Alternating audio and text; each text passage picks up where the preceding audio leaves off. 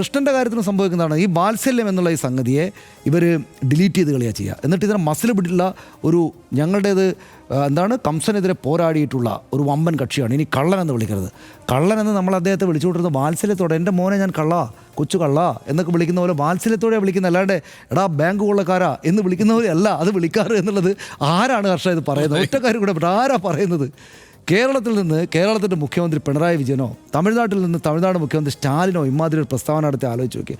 ഒരു മുഖ്യമന്ത്രിയാണ് എന്തൊരു പരിതാപകരമായിട്ടുള്ള കാര്യം. അതിൽ എനിക്ക് ഏറ്റവും രസകരമായി തോന്നിയത് ഇത് ഈ ദൈവത്തോട് ഏറ്റവും അടുത്ത് നിന്നുകൊണ്ട് ഈ കാര്യങ്ങൾ കമ്മ്യൂണിക്കേറ്റ് ചെയ്യുന്നു കരുതപ്പെടുന്നവരാണ് ഈ സന്യാസിമാരൊക്കെയാണല്ലോ. ആ നിലയ്ക്ക് ഇതിനെ അടുത്ത് കാണുന്നത് അവർ സമ്മതിച്ചിട്ടുണ്ട് അത്രേ കള്ളന് വിളി മാറ്റാൻ.